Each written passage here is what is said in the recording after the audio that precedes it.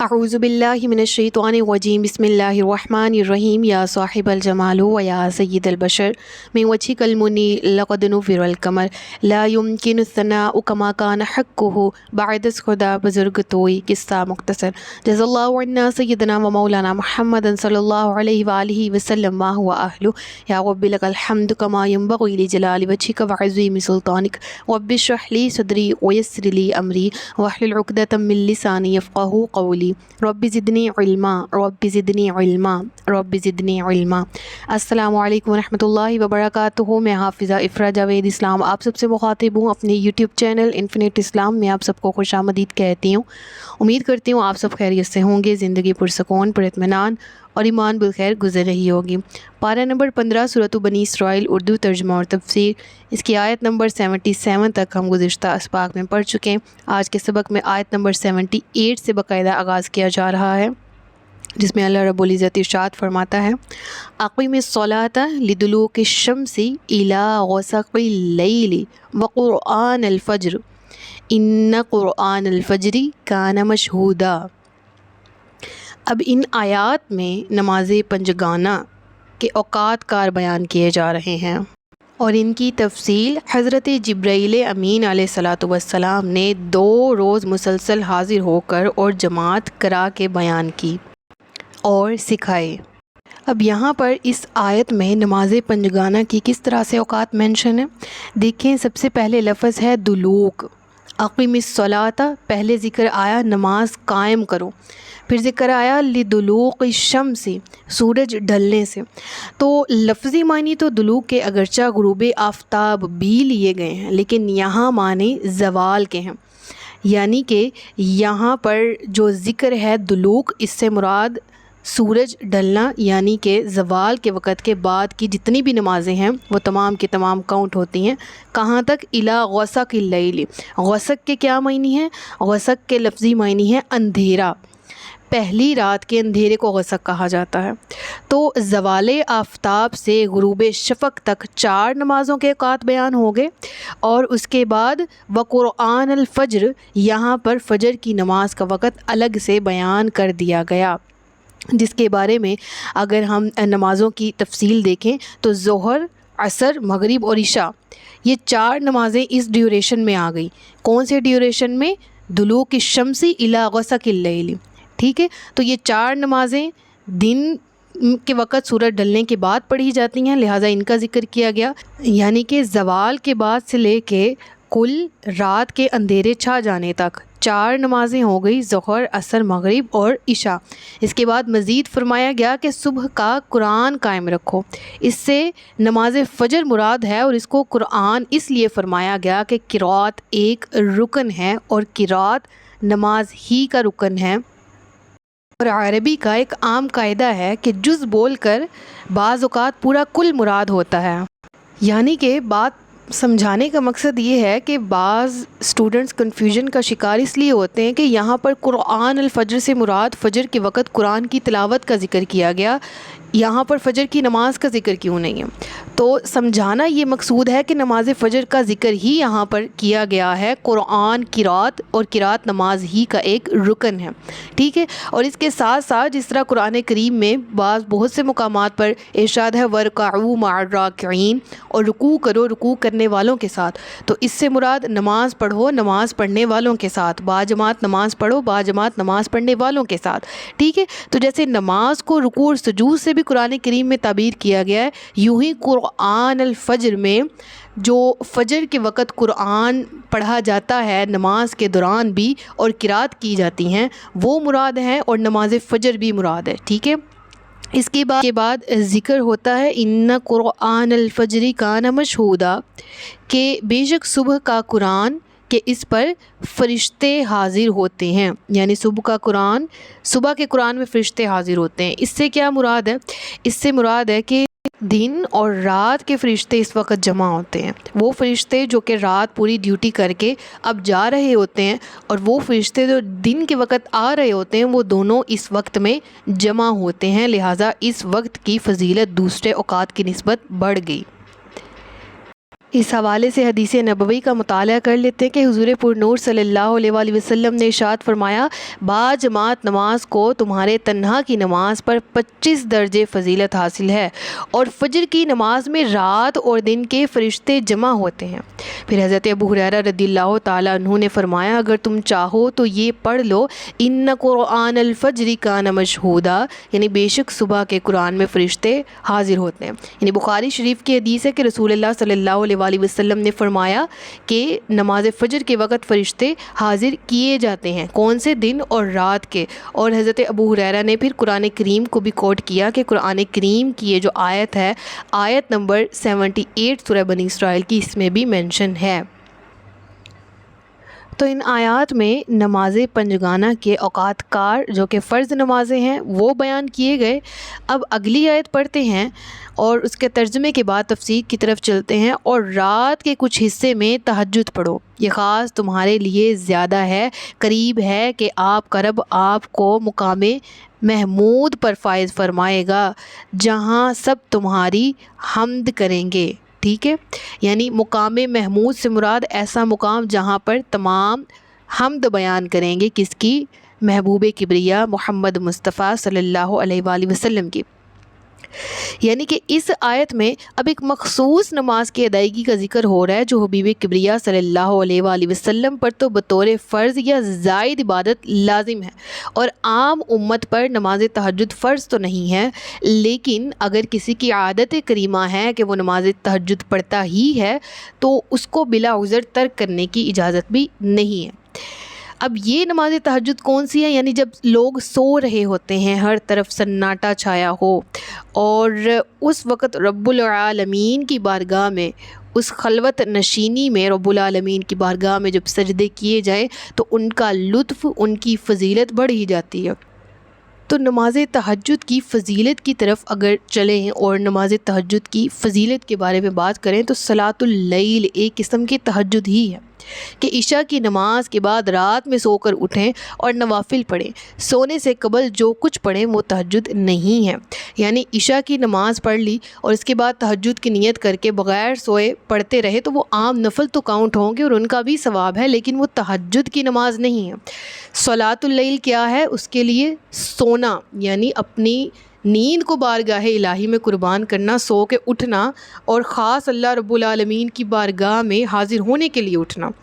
اب اس کی ٹائمنگ کیا ہے تہجد کی نماز کی؟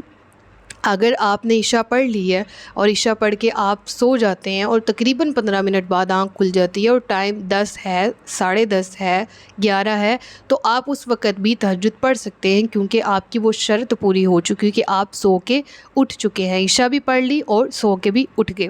اب یہاں پر ایک معاملہ پیش آتا ہے، وہ یہ کہ جو تہجد کی نماز کا جو افضل وقت ہے وہ یہی ہے کہ آپ اس کو رات کے تہائی پہر پڑھیں، لیکن جو میں نے ابھی آپ کو مینشن کیا کہ عشاء کی نماز کے بعد سو کر اٹھنے سے اگر آپ نوافل پڑھتے ہیں تو وہ آپ کے تہجد کے نوافل ہی ہوں گے۔ کم سے کم تہجد کی 2 رکعتیں ہیں اور حضور اقدس صلی اللہ علیہ وآلہ وسلم سے 8 تک رکعتیں ثابت ہیں۔ جو شخص تہجد کا عادی ہو وہ بلا عذر اسے تہجد چھوڑنا مکروہ ہے، کہ صحیح بخاری کی حدیث میں ہے کہ نبی پاک صلی اللہ علیہ وآلہ وسلم نے حضرت عبداللہ بن عمر رضی اللہ تعالیٰ عنہما سے ارشاد فرمایا، اے عبداللہ رضی اللہ تعالیٰ عنہ، تو فلاں کی طرح نہ ہو جانا کہ رات میں اٹھا کرتا تھا پھر چھوڑ دیا۔ یعنی مراد یہ ہے کہ جس شخص کی عادت ہو کہ وہ تہجد کی نماز پڑھے تو بلا عذر شرعی اس کو یہ عادت ترک کر دینا مکروہ ہے۔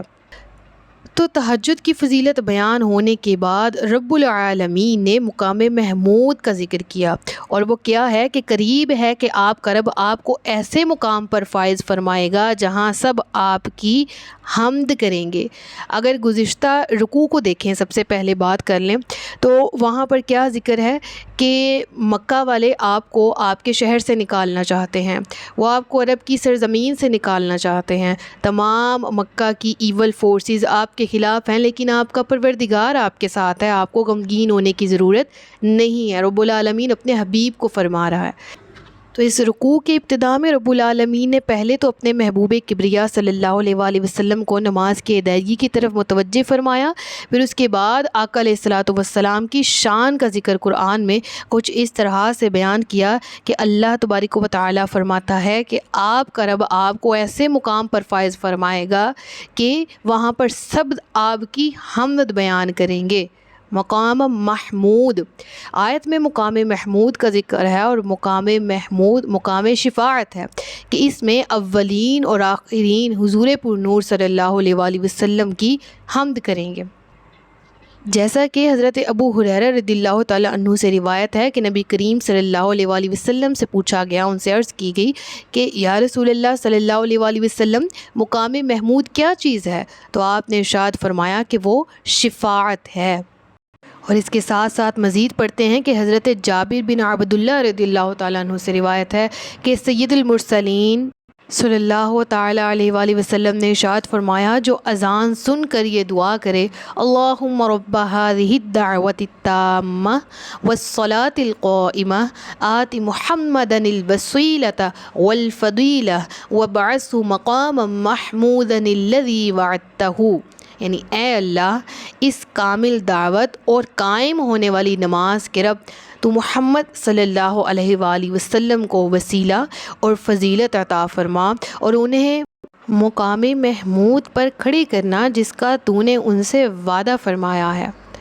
تو اللہ کے حبیب صلی اللہ علیہ وآلہ وسلم فرماتے ہیں کہ جو شخص یہ کلمات کہے تو اس کے لیے قیامت کے دن میری شفاعت حلال ہو گئی۔ اللہ اکبر، انشاءاللہ۔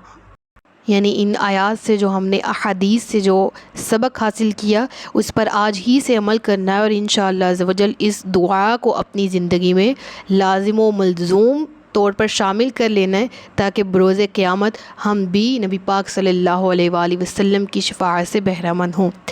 اس کے بعد ارشاد ہوتا ہے وقل ربی، اور فرما دیجئے اے میرے رب ادخلنی، مجھے داخل فرما، مدخل صدقیوں و اخرجنی مخرج صدقیوں واجعل لی من لدنک سلطانا نصیرا۔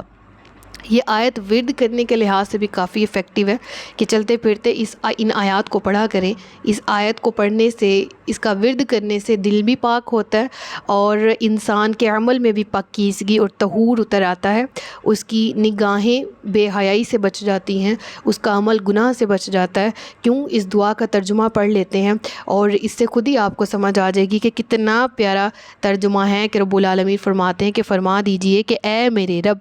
مجھے پسندیدہ طریقے سے داخل فرماؤ اور مجھے پسندیدہ طریقے سے نکال دے، اور میرے لیے اپنی طرف سے مددگار قوت بنا دے۔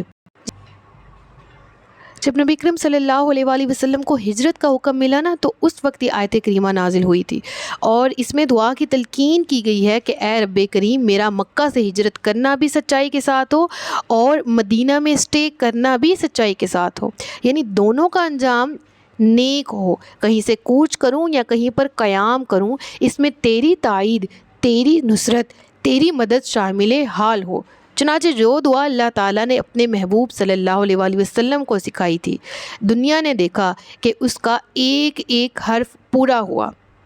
یعنی کہ اللہ تبارک و تعالیٰ نے مکہ سے نکلنا بھی ان کے لیے انجام کے اعتبار سے بہت نیک بہترین بنا دیا، اور مدینہ میں داخل ہونا بھی انجام کے اعتبار سے بہت بہترین بنایا کہ جس کے ثمرات دنیا نے دیکھے بھی۔ لہٰذا کوئی بھی کام کرنا ہے چلتے پھرتے اس آیت کو ورد کی طرح پڑھا کریں کہ رب العالمین میں کسی کام کو اپناؤں یا کسی کام کو چھوڑوں تو اس میں تیری مدد کا ساتھ ہو، برکتیں تیری طرف سے میرے اوپر رحمتوں کا نزول ہوتا رہے۔ لہٰذا اس آیت کے معنی کو بہت طریقے سے لیا جا سکتا ہے، اس طرح سے بھی کہ اللہ میری جان جب مجھ میں داخل ہوئی اور میری جان جب نکالی جائے گی، جب میں قبر میں داخل ہوں گی، جب قبر سے نکالی جاؤں گی، الغرض جب میں اس دنیا میں آئی، جب میں اس دنیا سے رخصت ہوں گی، جب میں قبر میں گئی اور وہاں سے میدان محشر کی طرف میرا سفر شروع ہوگا، الغرض ہر فیز میں اپنی مدد ہمارے ساتھ رکھنا کہ تیری مدد، تیری نصرت، تیری رحمتوں، تیری برکتوں کے بغیر یہ انسان، یہ خاکی کچھ بھی نہیں ہے۔